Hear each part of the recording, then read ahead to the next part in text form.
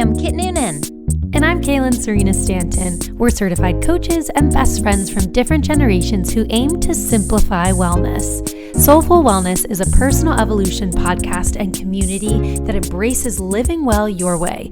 No trends, diets, or one-size-fits-all advice here. We share our personal and unfiltered experiences so you too can heal and experience your own wellness transformation. Join us every Thursday as we embrace living from the soul. Hello, Soulfull Society. This week, we're sharing our experiences with the wellness trends that we tried in 2023. So we're going to tell you what our experience was like, give you a heads up on the things that might surprise you, and give each a 1 to 10 recommendation rating so that you can decide for yourself. Will you try it or trash it?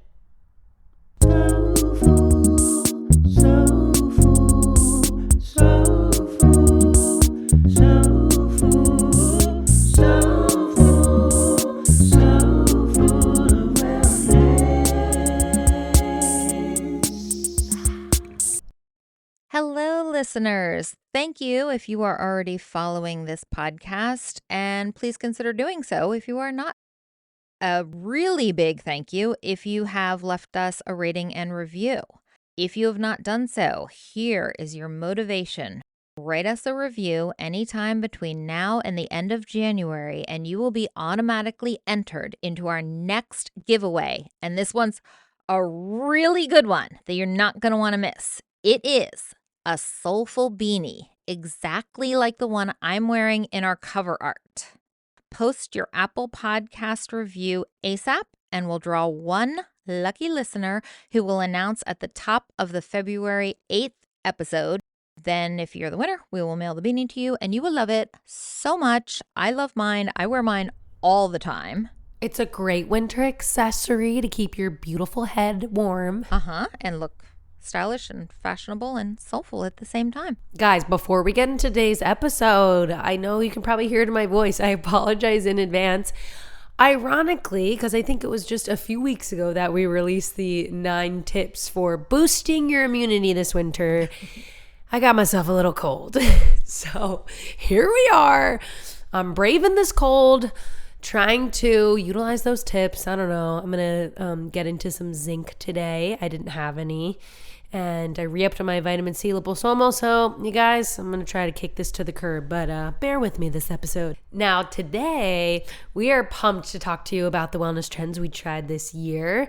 We'll tell you about our experience, give you the fair warnings, possible downsides, upsides, and give it a 1 to 10 rating so you can decide for yourself, is this worth trying or not? As always, please take what resonates and leave what doesn't. Yeah, for sure. And if you guys have any interesting trends that you tried this year, we'd love to hear about it. Maybe make an episode out of it come the new year. So shoot us an email at sfowpodcast@gmail.com, and we're excited to hear what you did. We are willing to be your guinea pigs in the name of investigative wellness. Yeah, I love it. Investigative. I know, doesn't that sound all fancy? If you have something that you've heard about, but you're kind of on the fence or a little intimidated by, and you want somebody to be the sucker, like I am a perfect sucker. I will pretty much try, as you're about to hear, something that I anticipated hating, but I did it in the name of wellness. I feel like when we were compiling this list, like we were really excited to do this episode, and then we realized we didn't really try as many new things or as many new trends as we did last year. We totally did not. This was not our year for getting adventurous, I guess. Yeah, and that's fine. We don't need to be adventurous every year. So, but we do have 5 new things, new for us, things in 2023 that we're going to chat about with you. Okay, so you're first up, Kit. Tell us about cold water therapy and what you did. Okay, so right out of the gate, the one I thought I would hate because it's everything that's not me. Yeah. The cold plunge that I did. So I've done it 3 times now, and I do not hate it. That's the big takeaway from the whole thing. I did not hate it. Wow. When I was doing it, I was not loving it. I mean, just the idea of being immersed in freezing cold water. I mean, it wasn't freezing cold. I think it was 40 degrees, but it was pretty close, close enough. That sounds like torture to me. Right. Let me just jump on into it. Literally, jump in. I see what you did there. Yeah. So my friend has a fancy, I don't even remember what the machine's called. It looks like a kind of a new age bathtub. I did it 3 times at her house. As soon as I got up to my neck, lying in this little bathtub of very cold, it was 40 degrees water, the clock starts. I started shivering right away. Yeah, I can imagine. I, on the one hand, don't like shivering, but on the other hand, knew it was doing something. It was activating something in me. And cold water exposure activates the parasympathetic nervous system, which helps reduce anxiety. If you do it with regularity, it really does train your brain to access the parasympathetic nervous system more handily, more readily. Just kind of facilitates the pathways to saying, oh, instead of going into fight or flight mode, I'm going to train my brain on resting and relaxing in the face of what it perceives as a big threat. So that's really interesting because from what I've read about cold water therapy is that it is really good for reducing anxiety. And I've even heard the sort of on the go tip when you're having a panic attack or experiencing a heavy wave of anxiety is to hold on to an ice cube. It's almost like your brain has no chance to focus on what you're ruminating on because it's just focusing on the temperature of that. Like, is that what you found in the plunge? Like, what was going on through your head? Were you thinking at all about how much pain you were in? Like, I'm just so curious about how you got through it. Like, I was so proud of you when you sent me that, but I don't think I'm capable of doing this. So what was going through my head is, how long is this going to be? So I had in my head that I wanted to do 7 minutes. And it's hard to think. It's hard to breathe. So that's one of the things I want to let people know. You want to start panting, kind of. You want to start taking these short, shallow breaths. And she said, keep breathing normally. You're fine. Just keep breathing in and out. So having somebody's voice saying, you're fine, just keep breathing, was helpful to me. And then she was telling me my minutes. So when she said 5, I was allowed to get out. But at 5, at that point, you've calmed down enough. You've kind of, saying gotten used to it is an overstatement. But I thought, if I can make it this far, I can make it at least another minute. And then when I got to 6, I thought I can make it to 7. And I just know how proud of myself I'll be. And so at 7, I was like, yippee, I'm out of here. Wait, my question for you, Kit, is what even sparked you doing this in the first place? My friend Joni, who owns it, swears by it. She does it daily. Oh, and you know what I forgot? I forgot the part where I went in her sauna first. So it really was that temperature contrast. And I've seen people do that when they're on vacation. They go in the sweat house first. So it's contrast. Okay. I forgot that part. Okay, so all of that said and done, what would you rate the cold plunge? I would rate it a solid 8 out of 10. Wow. I don't think I could do it every day. It would just be too much. It's too much of a thing. It's a lot. Right. It's a lot. It's shock therapy. That's what we learned in Chris Hemsworth's Yes. longevity documentary. It's literally categorized as shock Yes. therapy. If it were something like, if I had it, say, in my home, I'd like to think I would do it once a week. Very cool. Well, I'm proud of you. Yes, thank you. I am too. And I plan to do it again in 2024. There you go. Kaylin, you're up. You're going to tell us about your experience with craniosacral therapy. This was really cool. I had no idea what it was. I went into the Bethesda Salt Cave and talked with the owner and was just telling her about my experience with trauma and grief and just knowing that I needed a healing modality, a practice to help me, move through everything that I was feeling within my body. And so she recommended craniosacral therapy. And I thought, okay, here we go. So basically what it is it's a light touch massage. So you can have your clothes completely on. It's non-invasive and it's not particularly intense. It's quite the opposite. The practitioner is usually a massage therapist, so they're trained, they're certified, but likely has some sort of energetic healing background, like maybe a Reiki master, or energy healer, something like that. So what was really cool is it was really subtle as it was happening, and like they start from your feet and then work your way up. But the unique thing, one of my favorite parts, is they do your tummy, your stomach too, which often they don't touch in massage. And I have so much tension there. And he even said, so they'll instruct you to do a lot of diaphragm breathing, like really like intense, heavy breathing. And in the stomach area, it was really interesting. He picked up on a lot of stuck energy and, who knows what else was stuck. I did a little bit of research before I went in, trying to understand like what is craniosacral therapy used for. And when I saw that it can help recalibrate your nervous system, I'm like, sold. I don't need to read anything else about this. Like I need say less. Yeah, right. Say less. But I had been experiencing TMJ at night, like teeth grinding and a lot of tension in my jaw when I sleep, obviously allergies, muscle tension just like everywhere. And I had a really bad bout of vertigo about a week prior where I was bedridden for 4 days straight. And obviously I just felt like I was in a fight or fight mode anyways. And I gotta say, like when I left, when it was over, I felt super relaxed. But the biggest thing that I noticed, which really makes me want to do it once a month, although it's a financial investment, that's kind of the only thing that's really kept me from practicing it once a month. Otherwise, I would do it. I got in the car and I started to sing. And I don't know if this is going to make sense to anyone else, but my voice was so clear. It didn't have like any tension in it anymore. It didn't have any like raspiness, or I could hit every note, and it just felt like so much tension was relieved holistically in my body. That is so cool. It really was. I guess there were no impediments. Stuff got cleared out. Like your voice was like, nope, I'm free and clear. Yeah, it's seriously. And what's interesting too is it's not necessarily woo-woo practice. Like it is a physiological practice that relieves compression of like your head and your sacrum. Like he was talking a ton about the science behind, spinal fluid and how everything's connected.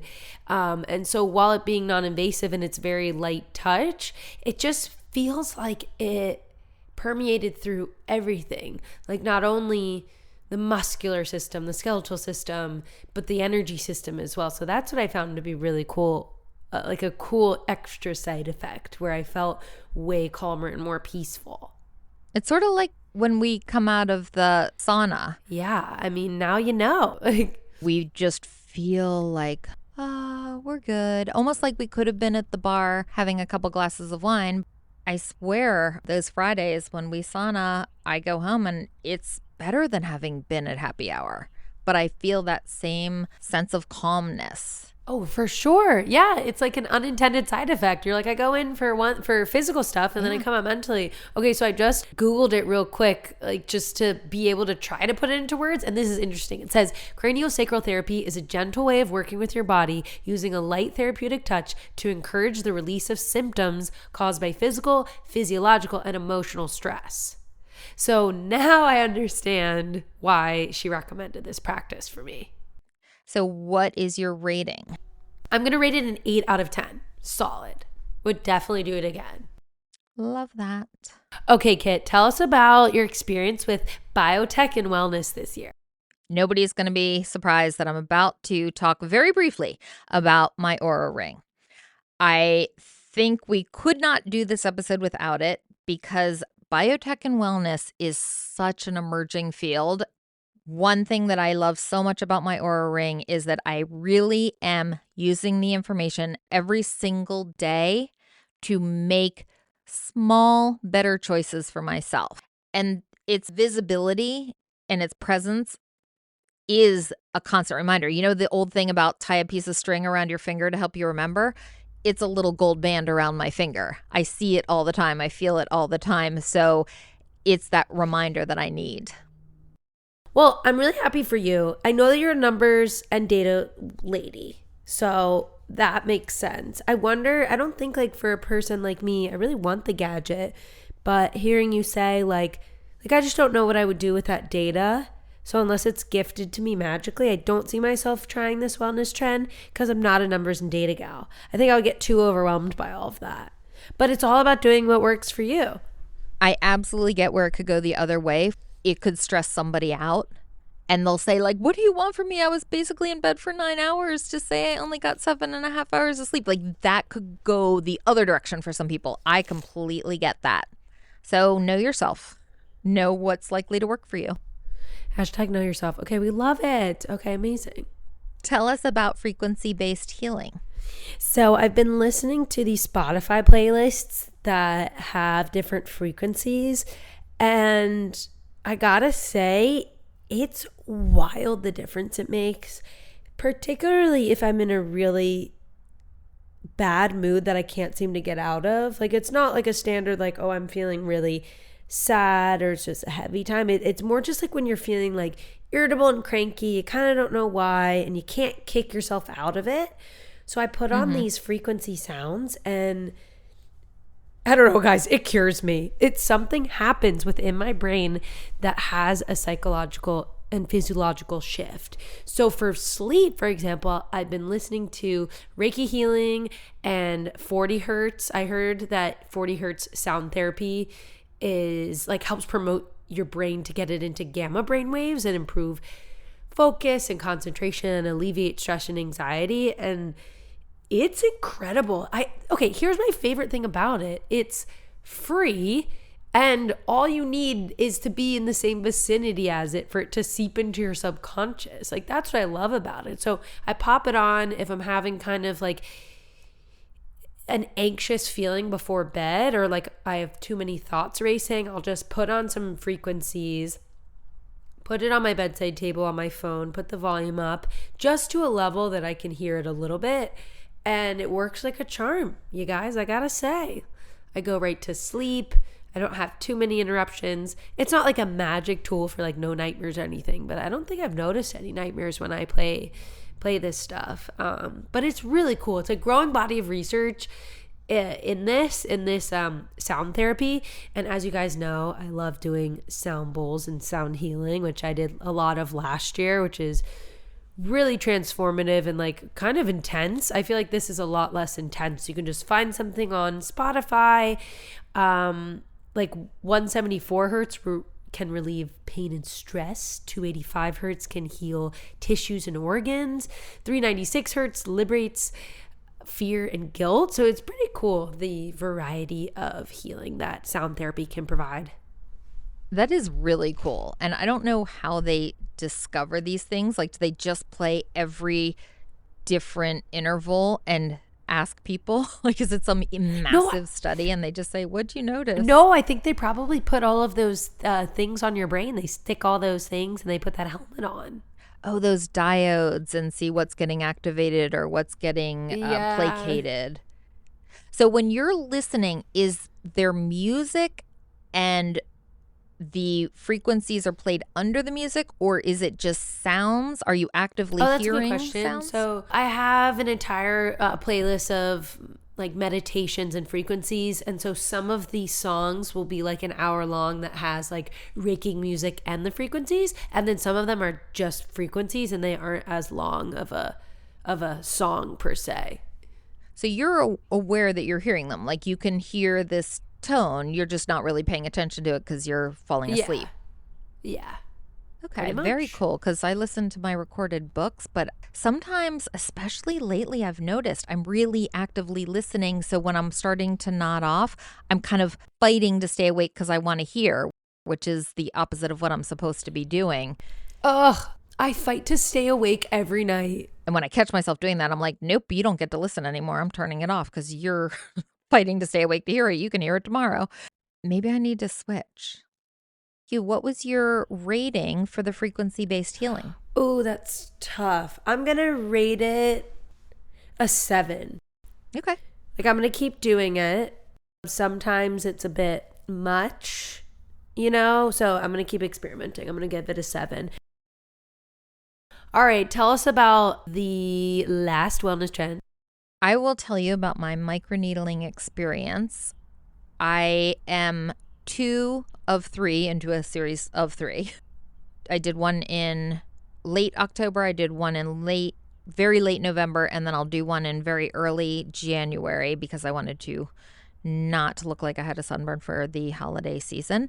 Microneedling is a procedure designed to invoke a healing response in skin by causing microtraumas so that your body vamps up and says, oh, hey, there's an injury. We need to increase our collagen production and just make skin healthier, younger. There are many reasons to do it. That's why I'm doing it, to kind of bring more youthfulness to my skin. But in particular, I wanted to mention the add-on that my dermatologist started offering just with my most recent session, and that is stem cell therapy. It made my recovery for the second one so much faster. Oh, that makes sense. Yeah, it was great. And I thought it was going to be longer because it had only been 5 weeks since the first treatment. I thought, oh, it's probably going to be, a little more upset and take a little longer, which is good because that's what I want. But it didn't. It made it so much faster, and it's supposed to increase the effects you get. So the effects don't they start kicking in, but you don't really see them until 3 months after your final treatment. Oh. Okay, so I want to ask, is it worth it? Would you recommend it? But so you're in the middle of it? Well, so I don't know yet. Yeah, okay. I can't give it a rating yet. Well, I do have to say, one of my dear friends, I don't know if I can shout her out, but I do know she's a listener. She's been getting microneedling, and oh my gosh, her skin is, I am sold. I'm convinced it is gorgeous. And I can't rave enough about it. She looks so beautiful. I really want to do it now. I'm sold. It's funny you say that.